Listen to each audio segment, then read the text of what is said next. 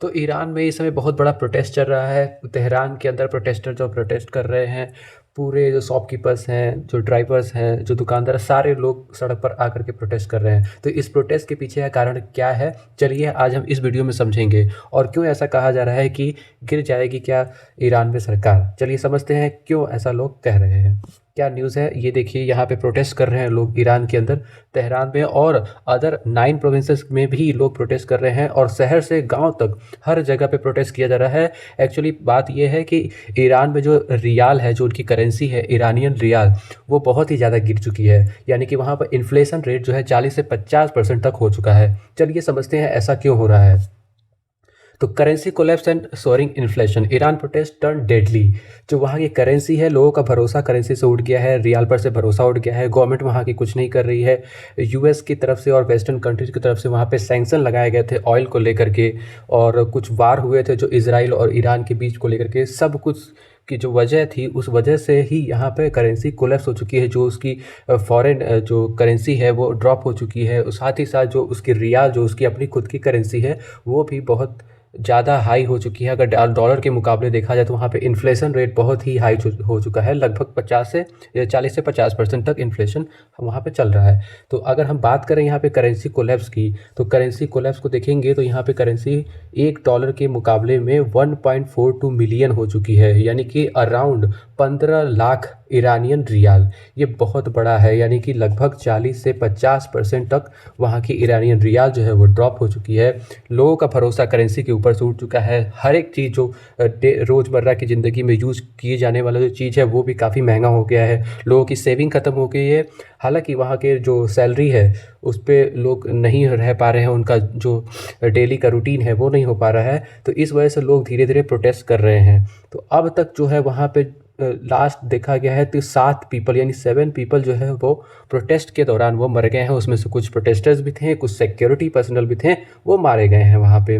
तो इस तरीके से वहाँ की इकोनॉमिक जो है वो बहुत ज़्यादा डाउन हो चुकी है। इकोनॉमिक क्राइसिस आ चुका है। इन सब के पीछे क्या कारण है? मेन कारण देखिए यहाँ पे है करेंसी कोलैप्स होना। जहाँ प्रोटेस्टर जो है वो करेंसी पे भरोसा नहीं कर रहे हैं, अपनी खुद की करेंसी पे भरोसा नहीं कर रहे हैं।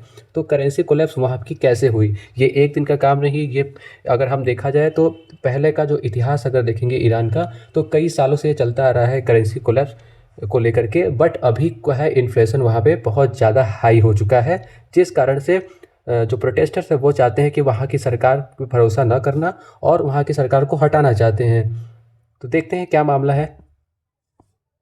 तो पहले अगर हम देखें तो यहाँ पे डे वाइज शुरुआत कैसे हुई है, मार्केट को स्ट्राइक से लेकर के फेटल क्लैशेस तक कैसे स्टार्ट हुआ है। तो अगर हम बात करें 28 दिसंबर से, तो ये जो इमीडिएट कास हुआ है 28 दिसंबर से लेकर, तो इमीडिएट कास में क्या है कि स्मॉल प्रोटेस्टर पहले तेहरान में आए हैं प्रोटेस्ट करने के लिए, और धीरे धीरे इकोनॉमिक कंडीशन वहाँ की ख़राब होने की वजह से, तो तेहरान में सबसे पहले जो है स्मॉल प्रोटेस्टर्स ने पहले स्टार्ट किया है, आए हैं और प्रोटेस्ट करना स्टार्ट किया है छोटे लेवल पे।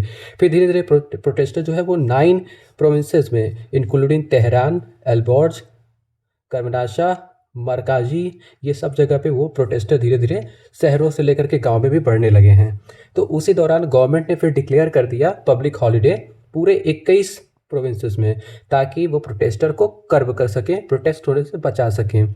ईरानियन जो ट्रक ड्राइवर हैं, वहाँ के यूनियन हैं, जो शॉपकीपर्स हैं, वो धीरे धीरे स्ट्राइक पे आ गए। फिर जो लोकल्स भी स्ट्राइक पे आ गए, स्टूडेंट वहाँ पे स्ट्राइक पे आ गए, यूनिवर्सिटी से स्टूडेंट आ गए, और यानी बहुत लार्ज स्केल पर वहाँ पे प्रोटेस्ट देखने को मिल रहा है। अभी 2 जनवरी तक अगर हम बात करें तो जो 7 पीपल जो है मारे गए हैं, उनमें से जो सिक्योरिटी पर्सनल भी थे, कुछ प्रोटेस्टर भी थे, वो लोग मारे गए हैं इस प्रोटेस्ट के दौरान।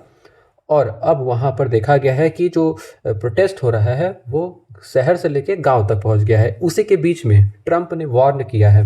ट्रंप ने क्या वार्न किया है कि यूएस जो है इंटरफेयर करेगा अगर ईरान किल करता है प्रोटेस्टर्स को, यानी कि अगर ईरान एक्शन लेता है और प्रोटेस्टर को किल करता है तो वहाँ पे यूएस का इंटरवीन होगा। तो पहले भी इजराइल और ईरान के बीच में जो युद्ध हो रहा था, वहाँ पर भी यूएस ने इंटरप्ट किया था। और ईरान के जो न्यूक्लियर डील है, जैसा बताया जाता है कि न्यूक्लियर पावर बनने जा रहा था ईरान, वहाँ के न्यूक्लियर पर ट्रंप ने वार किया था। तो इस तरीके से ईरान और इजराइल के बीच में युद्ध एक मेन कारण हो सकता है, जो सैंक्शन, यूएस के सैंक्शन के बाद भी ऐसा हुआ। तो अब हम देखें, बात करें अगर रूट कॉज की कि ईरान की करेंसी कैसे ड्रॉप हुई है, तो उसमें से मुख्य कारण क्या है उसे हम समझेंगे। पहला है इंटरनेशनल सैंक्शन। ये सबसे बड़ा कारण यही है कि इंटरनेशनल सैंक्शन की वजह से यहाँ की करेंसी ड्रॉप हुई है। यूएस और वेस्टर्न कंट्रीज ने इम्पोज किया था इकोनॉमिक सैंक्शन ईरान के ऊपर। क्या हुआ था, तो ईरान की न्यूक्लियर प्रोग्राम और रीजनल कॉन्फ्लिक्ट जो कि इजराइल के साथ हुआ था, मिडिल ईस्ट इजराइल के साथ जो कॉन्फ्लिक्ट हुआ था उसको लेकर के, और ईरान के न्यूक्लियर प्रोग्राम को लेकर के वेस्टर्न कंट्री और यूएस ने उस पर सैंक्शन लगाया था। ईरान, अब सैंक्शन होता क्या है, यहाँ पे सैंक्शन कैसे लगाया जाता है, क्या होता है सैंक्शन? तो सैंक्शन का मतलब ईरान अपने ऑयल को फ्रीली सेल नहीं कर सकता था अदर कंट्रीज़ को। पहला सैंक्शन तो ये था। दूसरा, ईरान जो है, ईरान का बैंक जो है वो कट ऑफ हो गया था ग्लोबल बैंकिंग से, यानी कि आप ग्लोबली उसको डील नहीं कर सकते थे बैंकिंग को। और तीसरा है कि फॉरेन डॉलर्स एंड यूरोज वहाँ पे आना बंद हो गए थे, यानी कि आपके पास डॉलर नहीं आ रहे हैं, आपके पास यूरोज़ नहीं आ रहे हैं, यानी कि जो फॉरेन करेंसी है आपके पास नहीं है, उसका डेब्ट चल रहा है। तो उस कंडीशन में लोग क्या करते हैं कि अपने करेंसी पे भरोसा करते हैं। उसके बाद उनकी करेंसी, यानी गवर्नमेंट ने क्या गलती कर दी कि वो प्रिंट करना स्टार्ट कर दिए थे अपनी रियाल को। तो रियाल को जब प्रिंट करना स्टार्ट कर दिए तो उस समय क्या हुआ कि इन्फ्लेशन और भी ज़्यादा हो गया। When a country lack foreign currency, जब कंट्री के पास कोई फॉरेन करेंसी नहीं होती है तो लोकल करेंसी भी कोलैप्स हो जाती है, क्योंकि लोगों का भरोसा फिर डॉलर पे या फिर अदर करेंसी पे होने लगता है, अपने करेंसी पे कम होता है। अगर आगे हम बात करेंगे तो यहाँ देखेंगे हैवी डिपेंडेंस ऑन ऑयल, यानी कि ईरान की जो पूरी इकोनॉमी है वो डिपेंड करती है ऑयल पे, क्योंकि वहाँ पे ऑयल का प्रोडक्शन अच्छा है, क्रूड ऑयल जो कि वो एक्सपोर्ट करते हैं। तो ईरान की इकोनॉमी मेनली ऑयल एक्सपोर्ट पे ही डिपेंड करती है। ऑयल एक्सपोर्ट वो रेस्ट्रिक्टेड, अगर ऑयल के एक्सपोर्ट रेस्ट्रिक्ट हो जाए तो वहाँ की इकोनॉमी डाउन हो सकती है, तो गवर्नमेंट के रेवेन्यू कोलैप्स हो सकता है और बजट डेफिसिट बढ़ सकता है।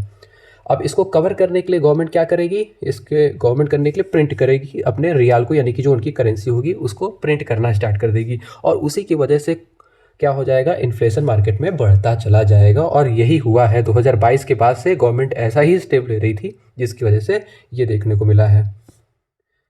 अब है नेक्स्ट है कि inflation and cost of living crisis. ये कैसे हुआ, most imported goods are priced in dollar. जितने भी इम्पोर्टेड गुड्स होते हैं हमें डॉलर में ही डील करना होता है, हमें उसे डॉलर में ही मंगाना होता है। और अगर हमारे पास डॉलर ही नहीं होगा, यानी कि हम अपने एक्सपोर्ट को बढ़ा करके डॉलर को अर्न नहीं करेंगे, तो हमारे पास डॉलर कम हो जाएगा और जिसकी वजह से इम्पोर्टेड गुड्स हाई प्राइस्ड हो जाएंगे, हम उसे मंगा नहीं पाएंगे, इम्पोर्ट नहीं कर पाएंगे। वीक रियाल, एक्सपेंसिव इम्पोर्ट, हम किसी भी चीज़ को इंपोर्ट नहीं कर पाएंगे क्योंकि हमें उसमें पेमेंट करना होगा डॉलर में, और डॉलर हमारे पास है नहीं, और इनके पास रियाल जो है उनका खुद का वो भी वीक हो चुका है as compare to dollar.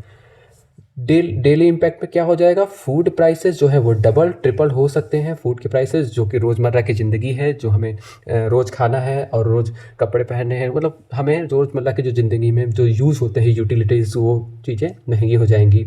Rent महंगे हो जाएंगे और अनअफोर्डेबल होंगे, रेंट बहुत महंगे हो जाएंगे और अफोर्डेबल नहीं होंगे। मेडिसिन्स जो कि बहुत बेसिक चीज़ है, बहुत ज़रूरी चीज़ है, वो भी एक्सपेंसिव हो जाएगी और अनअवेलेबल भी हो जाएगी, क्योंकि मार्केट में उतना अमाउंट में हम अफोर्ड नहीं कर सकेंगे, उसको ख़रीद नहीं सकेंगे। सैलरी तो नहीं बढ़ेगी, सेम रहेगी, बट इन्फ्लेशन बढ़ता रहेगा, इससे अनसर्टेनिटी आएगी। पीपल क्या होंगे, और भी धीरे धीरे गरीब होते चले जाएंगे, पुअर होते चले जाएंगे। वाइल वर्किंग फुल टाइम, काम तो वो पूरा कर रहे हैं लेकिन उनको उतना पैसा नहीं मिलेगा। तो ईरान में इस समय टोटल क्राइसिस जो चल रहे हैं उसका जो बेस होता है वो बेस है करेंसी इशूज़, और करेंसी इशूज़ यानी कि उनका जो रियाल है कंपेयर टू डॉलर बहुत ही ज़्यादा हाई हो चुका है। जैसा कि मैंने बताया कि $1 की कीमत अभी 1.42 मिलियन यानी कि 15 लाख रियाल हो चुकी है, जो कि 50% यानी 40 से 50% हाई है। तो इस तरीके से अब आगे हम देखेंगे कि ईरान में नेक्स्ट क्या होगा, तो ये देखना बहुत ही ज़रूरी होगा। क्या सरकार गिर जाएगी ईरान के अंदर, क्या खेमनेई को रेजिग्नेशन देना पड़ेगा, क्या दूसरी सरकार बनेगी, तो आने वाले समय में हम इसे देखेंगे।